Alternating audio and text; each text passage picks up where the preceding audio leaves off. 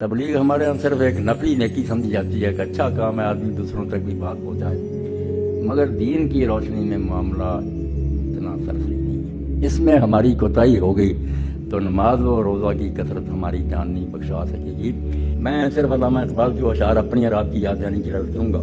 لرز مت شرمیں کیوں روز شمار، کیسا خطرناک ہوگا، اللہ کرسی عدالت پر ہوگا، رسول اللہ کھڑے ہوں گے، ہم امت پیش ہوں گے، تو فرماتے ہیں لرز مت شرمیں کیوں روز شمار، حساب کے دینا ہے مسلمان، جو شرمندگی اور ندامت تجھے ہوگی اس کا احساس کر کے میں کام جاتا ہوں۔ لرز مت شرمیں چورود اسما پرستتا آب ہوئے روزگار، ساری کائنات کا فخر اللہ کی ساری مخلوق میں سے اعلیٰ ترین ہے۔ اللہ کے رسول نے جب پوچھا تجھ سے مسلمان سے، حرف حق کا حضرت من بردائی، اللہ کا کرام تم نے مجھ سے وصول کر لیا تھا، اور میں نے عرفات میں پوچھ لیا تھا کہ میں نے دین پہنچا دیا، اور تم نے لاکھوں کے مجمع میں کہا کہ ہاں اللہ کے رسول حق ادا کر، حرف حق کا حضرت من بردائی، بس چرابہ دیگران رسول، وہ کرام مجھ سے لے لیا، اور کیوں دوسروں تک نہیں پہنچا؟ اتنی مخلوق جہنم میں گئی، کون ذمہ دار ہے؟ تم اگر یہ کام کرتے تو ان میں سے کتنے نجات پائے؟ اس وقت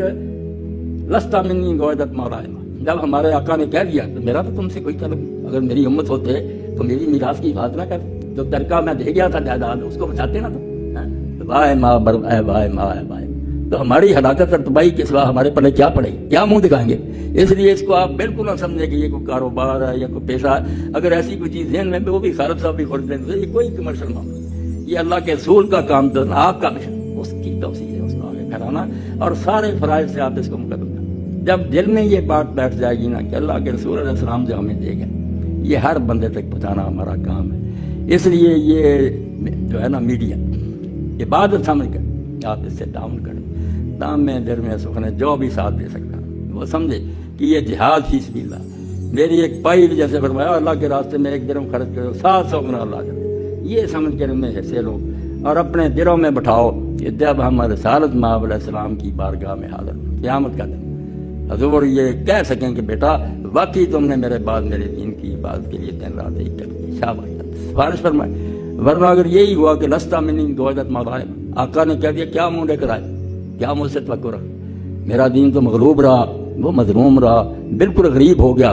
تمہارے اپنے گھروں میں غریب ہو گیا، کافروں کو تو کیا کرنا، ہمارے اپنے گھروں میں تو بھائی آئی ہوئی ہے، اس نامراد میڈیا کی برکت ہے، اس کا کوئی تریاق نہیں، مداوع نہیں، کیا